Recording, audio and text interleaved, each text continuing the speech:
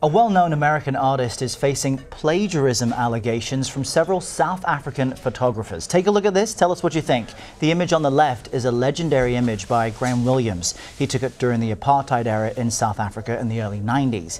And on the right is the alleged plagiarized version by American artist Hank Willis Thomas. Now, Graham Williams says that he spotted the image at an art fair in Johannesburg last month and he was stunned. He says Thomas never reached out for permission to use the photo. Debora Patta has more. Police turned their backs on the dead after the massacre of 69 people in Sharpeville in 1960. Black South Africans forcibly removed from Sophiatown to make way for a whites-only neighborhood. Rows of coffins lined up after the 1960 massacre. Indelible images of apartheid atrocities captured by one of South Africa's most revered photographers, Peter Magubane, often risking his life to do so. He's had to duck bullets, he's had to sacrifice a lot, go to jail. His daughter, Fikile Magubane, says her father has been documenting South Africa's pain and triumph for 6 decades and was appalled when he discovered that an American artist used and adapted his photos without permission to create these. Hank Willis Thomas is unapologetic. He says all he is doing is referencing historical work to create new works of art. He told CBS News that having to ask for permission to use the photos was tantamount to censorship. I feel like it's a dangerous moment when we start to tell people what they can and cannot talk about, what they can and cannot focus on when they're making art. And I think it's scary, again, for anyone to say that someone else cannot talk about something. I mean, censorship is part of the critical tools of the apartheid government, you know, and any oppressive regime. Nonsense, says Magubane's daughter. Her father's work has been defaced. That is total arrogance as far as I'm concerned. Total arrogance on his part, very shameful, but also very disrespectful. You know, it is totally unacceptable. Now, I have to also say that this guy has got a master's degree in fine arts. He should know better. He really should know better. Thomas has used other South African photos without the owner's permission. Graham Williams shot this in Thokoza in 1990. We went back with him to the place where he captured the image of young black township kids dancing joyfully next to white apartheid policemen in an armored vehicle. Williams says it was in that moment you realized that power was shifting from a racist regime to a Nelson Mandela-led democracy. You know, they were so scared before, and also they were surrounded by a township that was in a state of war, and these kids were having probably the lightest moment they'd had for a long time. Williams was outraged when he saw this very photo being exhibited by the Goodman Gallery at a Johannesburg art fair. Thomas had whitened the image to make it his own, the price tag a hefty $36,000. So immediately I just thought, well, this is stealing. Thomas contacted both photographers after he heard they were upset, but does not believe he has done anything wrong. Asked by CBS News if he had breached any copyright laws. I don't believe I have, but I'm also not a lawyer. I think that conversation should be, that's a legal debate. The debate I'm interested in is about history and the legacy of photography and the landscape of photography and how political movements across the world are connected. The photographers are considering legal action. A US firm has offered to represent them pro bono.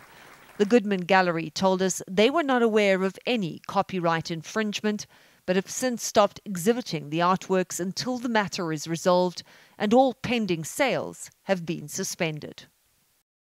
For more on this now, we want to bring in CBS News foreign correspondent Debora Patta. She's joining us now from South Africa. So this is a really interesting story, and I thought it was very fascinating to listen to the American artist use a very American argument about censorship, and he didn't bring up the fair use, but the argument is about fair use. But I'm curious, Debora, what are the copyright laws in South Africa? Are they different than the laws here in the U.S.? South African copyright laws are very clear. You may not reproduce or alter a photograph without the original owner's permission. You couldn't get more clear than that. Now, US laws might be not as stringent when it comes to fair usage, but the various copyright lawyers we spoke to all said that Peter Magubani's work and Graham Williams' work are clearly identifiable in the work of Hank Willis Thomas, and therefore that amounts to copyright infringements. Now, Hank Willis Thomas says he is not so interested in the legal debate. He's more interested in the moral debate and looking back at history. And I think people who know him will say he didn't set out to steal the work of these photographers, but nevertheless, they are deeply offended by what he has done and believe very strongly that this is theft, that they have stolen his work and try to pass it off as his own. Hank Willis Thomas says he raises the argument, for example, that Graham Williams is a white South African photographer who took pictures of black South African kids without their permission and made money from them. And so therefore, I suppose he's saying he can do the same thing, or that, you know, one shouldn't even be having this debate. You can't really make that argument about Peter Magubani, a black photographer. And when you put those two photographers together, these are men who have risked life and limb. They have gone into these places to document the history of South Africa. I was in Thokoza, I covered that violence. Our colleague, Ken Oosterbroek, who was a photographer at the time, was killed there. This was a dangerous place to work. So this was not an easy job they did.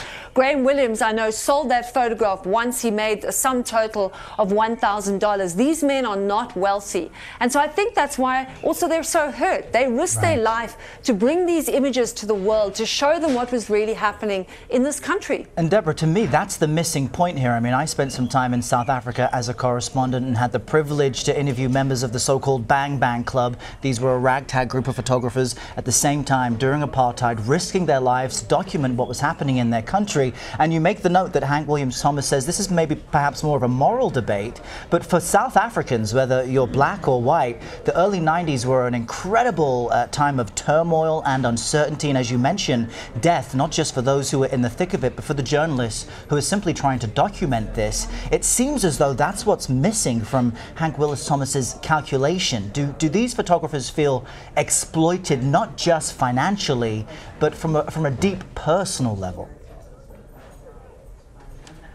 They feel deeply exploited. And I think, Errol, you're quite right. That is precisely the point here. You know, people say, oh, well, maybe South Africans are too precious, too protective over their history. Well, this is a history about dispossession. Black South Africans have been dispossessed of their land, of their right to vote. They were dispossessed under apartheid as citizens of this country. And there's also the colonial past. You have that history of theft, of colonial masters taking artifacts, taking artist works, taking songs and claiming it as their own. The most famous case being, and that was in more recent times, actually, not during colonial times, The Lion King, the Disney movie that used a song by Solomon Linda, A Lion Sleeps Tonight. He was a cleaner, poor his entire life, and eventually the company had to settle financially with the family of Linda over that copyright dispute there. So these photographers are saying, yes, we are exploited. And I think the point is that you can't have this debate without looking at the historical issue of exploitation. Precisely. If you are going to wound people, if you're going to evoke painful memories of historical theft and further wound these photographers who risked their lives in what they did, doesn't that go against your original point of what you are trying to do? And I think what we're seeing here is that these photographers are saying this is unfair. Yeah, this is a really interesting story. I'm really curious to see how it ends up if it winds its way through the court system here in the U.S. Debora Patta, thank you so much. Thanks, Deborah.